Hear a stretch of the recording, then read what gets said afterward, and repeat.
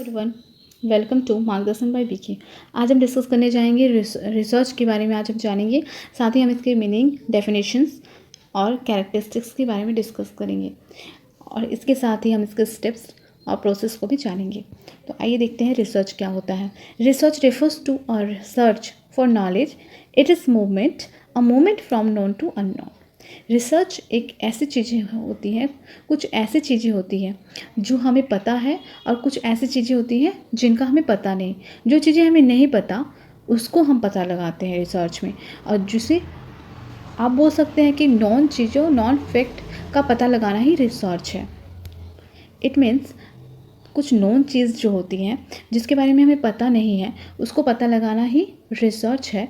तो यहाँ पर हम लोग क्या कर रहे हैं, जो नॉन थिंग्स है, एग्जिस्टेड थिंग्स है, उनको ही हम फिर से सर्च कर रहे हैं। इसका मतलब है कि रिसर्च यानी कि री means search again and again. Research is voyage of discovery. Research is a scientific and systematic search for pertinent information on a specific topic.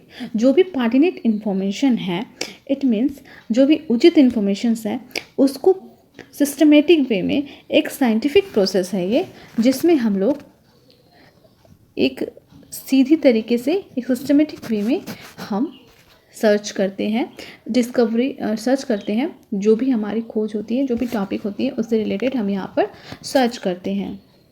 In fact research is an art of scientific investigation. Research एक art है जो कि scientific तरीके से investigate करता है, truth की investigating करता है।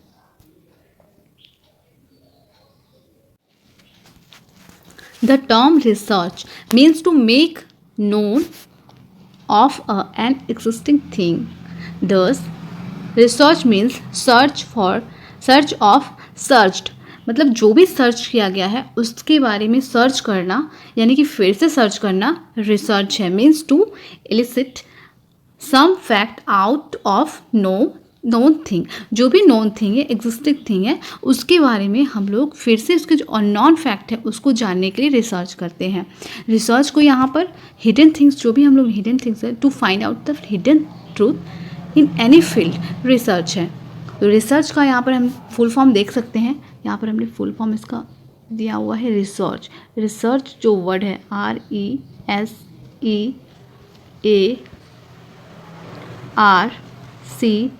RESEARCH, ये हमारा रिसर्च है। ये सारे जो लेटर है इसमें, ये सारे लेटर्स का मीनिंग, इसके कैरेक्टरिस्टिक्स निकल के आते हैं। जो इसका फर्स्ट लेटर है आर से हम इसे रिटर्न कह सकते हैं। इट मीन्स ये इसमें यह क्लियर होता है कि रिटर्न, रिसर्च में ये रिटर्न करता है दैट जो भी नोइंग फैक्ट है उसको जानने के लिए, अननोन फैक्ट को जानने के लिए नोइंग फैक्ट को जानना बहुत ज़रूरी है। तो जो भी रिसर्चर है उन्हें उसके नोइंग फैक्ट को अच्छे से जानना होगा, तब वो उसे रिटर्न कर पाते हैं। एनरूट एक ऐसा प्रोसेस है जिसके थ्रू जो भी रिसर्चर है रिसर्च करने के लिए सबसे पहले उसके बेस को उसे क्लियर करना होगा, बेस को, उसके नॉलेज को जानना होगा। उसके लिए उसे रिसर्च के रिव्यूज़ करने होंगे, और ये इसकी सबसे इम्पॉर्टेंट कैरेक्टरिस्टिक्स है। बिकॉज कोई भी टॉपिक्स को जब हम लेते हैं, कोई भी प्रॉब्लम को लेंगे, तो उसके लिए हमें रिसर्च के इन रूट पता होना चाहिए। सर्च, इसमें हम सर्च करते हैं, रिसर्च में सर्च करते हैं जो भी नोइंग फैक्ट्स है उसको जानने के लिए, और उसके अननोन फैक्ट्स को पता करने के लिए हम उस पर सर्च करते हैं। एनिग्मा होता है, एनिग्मा जो भी उसमें एनिग्मा होता है, हमें रिज़ल्ट पहले पता नहीं होता है, लेकिन जब हम रिसर्च कर लेते हैं तो हम उसके जो भी एनिग्मा होते हैं, उसमें रहस्य होते हैं, उनको पता कर लेते हैं। आर्टिकुलेट होता है, ये काफ़ी क्लियर और साफ होता है, जिसके थ्रू हम आगे के जो भी रिसर्चर हैं, जो भी रिसर्च हुआ है, और साथ ही जो भी हम रिसर्च कर रहे हैं, तो हमारे फ्यूचर रेफरेंस में बहुत ही काम आता है। रेस्ट जेस्टो में क्या होता है, किसी भी टॉपिक को हम जब रिसर्च करते हैं तो हमें हमारा एक सिस्टमेटिक वे में उस रिसर्च को करना बहुत ज़रूरी होता है। बिकॉज ये एक साइंटिफिक प्रोसेस है जिसमें हमें एक सिस्टमेटिक वे में 1 by 1 सारे स्टेप्स को क्लियर करते हुए रिसर्च करना पड़ता है। कंटीजेंसी होना बहुत ज़रूरी है। कोई भी अनिश्चित घटना का पता करने के लिए हमें उसमें रिसर्च में कंटीजेंसी होनी बहुत इम्पोर्टेंट होती है। हेराल्ड, हर रिसर्चर को पहले अपने जो भी रिसर्च वो कर रहा है उस टॉपिक को उसे करने के लिए, उस टॉपिक के लिए उसको हेराल्ड करना पड़ता है, घोषणा करना पड़ता है कि मैं इस टॉपिक पे ये रिसर्च कर रहा हूँ। इसकी definitions and natures: to study और to search about a phenomena, किसी भी घटना के बारे में सर्च करना, उसको डीप में स्टडी करना रिसर्च है। रिसर्च को हम 2 पार्ट में डिवाइड कर सकते हैं, री एंड सर्च। री मीन्स रिपीटेडली और अगेन एंड अगेन। जो भी सर्च हमारा किया गया उस पर हम रिसर्च करते हैं जो कि रिपीट होता है, इसलिए हम इसे रिपीटेडली कह सकते हैं या फिर सर्च अगेन एंड अगेन भी कह सकते हैं। सर्च मीन्स हमारा हो जाएगा टू इन्वेस्टिगेट और फाइंड समथिंग न्यू। जो भी फाइंड आउट हम लोग करते हैं, इन्वेस्टिगेट करते हैं, उसके और भी ज़्यादा डेप्थ नॉलेज गेन करने के लिए हम रोज़ रिसर्च को करते हैं। देन है हमारा to search again and again is a research means हम लोग क्या करते हैं, जो भी सर्च है वो सर्च को हम लोग फिर से रिसर्च करते हैं, तो वो सर्च अगेन एंड अगेन होता है, जिसके फिर से सर्च करने को रिसर्च कहते हैं। Generally research is an effort to search new fact, knowledge, principle in scientific way, जो कि साइंटिफिक वे में होता है, और एक सर्च न्यू फैक्ट और नॉलेज को हम लोग न्यू फैक्ट को हम लोग सर्च करते हैं यहाँ पर। It is initially a systematic inquiry seeking facts through objects verifiable method in order to discover the relationship among them and to deduct from them both principle or rules। जो भी initially systematic inquiry होती है हमारी, उसके लिए हम लोग क्या करते हैं, फैक्ट के थ्रू अपने ऑब्जेक्टिव्स तक एक वेरिएबल मेथड के थ्रू उस डिस्कवर करते हैं उस नॉलेज को डिस्कवर करने के लिए हम क्या करते हैं, कुछ रूल्स और प्रिंसिपल्स इसके लिए बनी हुई है, तो उसे हम फॉलो करते हुए उस रिसर्च को करते हैं। अनुसंधान का अर्थ: अनुसंधान को घटनाओं की वैज्ञानिक जांच के रूप में परिभाषित किया जाता है, जिसमें तथ्यों का संग्रह, प्रस्तुति, विश्लेषण और व्याख्या शामिल होती है। ये मैंने उन स्टूडेंट्स के लिए लाया है जो हिंदी की डिमांड जिनकी होती है, उनके लिए ये मैंने हिंदी में से टॉपिक को मैंने इस रिसर्च के बारे में डिस्कस किया हुआ है। जो आप देख सकते हैं कि अनुसंधान जो एक वैज्ञानिक जांच के रूप में परिभाषित किया जाता है, और इसमें तथ्यों को, जो भी फैक्ट होते हैं उनको संग्रह करना है, प्रेजेंट करना है, प्रस्तुति करना है, विश्लेषण करना ही अनुसंधान का अर्थ है। अनुसंधान के कैरेक्टरिस्टिक्स हम लोग देख लेते हैं। अनुसंधान शोधकर्ता द्वारा प्रत्यक्ष अनुभव या अवलोकन पर आधारित होता है। ये it is based on experience and observation of researcher, जो कि एक रिसर्चर का एक्सपीरियंस और ऑब्जर्वेशन पे डिपेंड करता है। ये इसके कैरेक्टरिस्टिक्स, ये वैलिड और इसके प्रिंसिपल वैलिड होते हैं और काफ़ी रिलायबल, इसका जो भी रिज़ल्ट है वो रिलायबल होता है और वैलिड होता है। सो एक चक्रीय प्रक्रिया है, जो एक सर्कल प्रोसेस है ये, क्योंकि इसमें जो भी प्रॉब्लम्स स्टार्ट होता है वो एट द एंड में क्या होता है, वो प्रॉब्लम्स को हम हल कर लेते हैं और उस फैक्ट को जान जाते हैं। देन जो इसके ये डेटा एकत्र करने के लिए, सिद्ध करने के लिए विश्लेषणात्मक प्रक्रियाओं का उपयोग करता है। वो हो सकते हैं आपके ऐतिहासिक प्रोसेस हो सकते हैं, डिस्क्रिप्टिव मेथड हो सकते हैं, हिस्टोरिकल हो सकते हैं, एंड प्रयोगात्मक एंड केस स्टडी भी हो सकते हैं। तो इस तरह के प्रोसेस का यूज़ किया जाता है, विश्लेषणात्मक प्रक्रियाओं का उपयोग करके रिसर्च किया जाता है। देन है आपके अनुसंधान सावधानीपूर्वक एवं सटीक निर्णय प्रदर्शित करता है। जो भी अनुसंधान हम करते हैं, जो भी टॉपिक पे वर्क करते हैं, वो क्या करता है, हमारा एकदम सटीक और एकदम सावधानीपूर्वक निर्णय, जो डिसीजंस है वो प्रेजेंट करता है।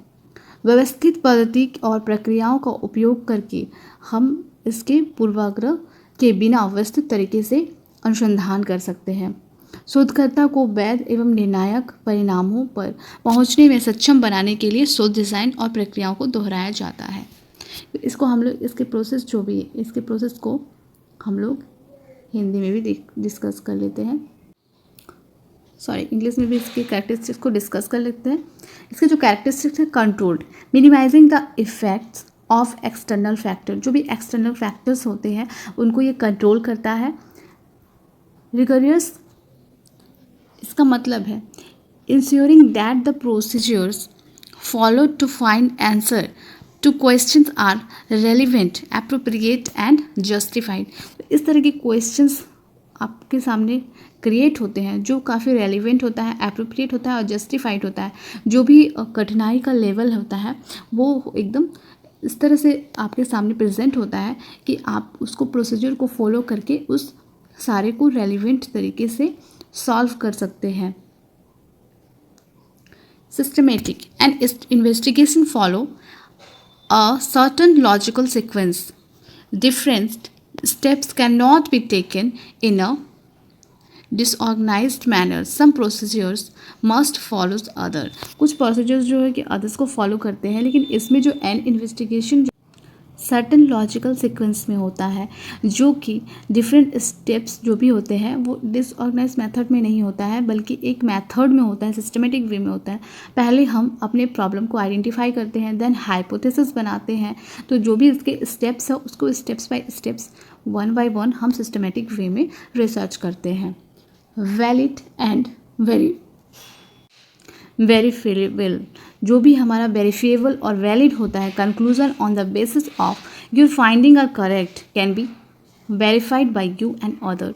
ऐसा कंक्लूजन हमें मिलता है यहाँ पर, जो फाइंडिंग हमें ऐसे करेक्ट फाइंड्स मिलते हैं जो हमारे वेरीफाइड हो और अदर्स उसको मेज़र कर सकते हैं, अदर्स भी मेज़र करेंगे तो उसे सेम थिंग वही मिलता है, वही रिजल्ट मिलता है। फॉर एग्जांपल यूजीसी नेट ने जो एग्ज़ाम्स लिया है, अगर हमारा जो मार्क्स हमने ऑब्टेन किया है उसको हम कितनी भी बार उसको चेक करवा दें तो वही हमें वैलिड और वही वेरीफिएबल फिर से वही मार्क्स मिलता है। तो ये काफ़ी रिलायबल होता है और वैलिड होता है।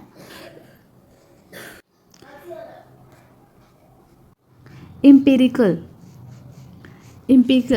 conclusions are based on evidence gathered from information collected from real life experience on observation।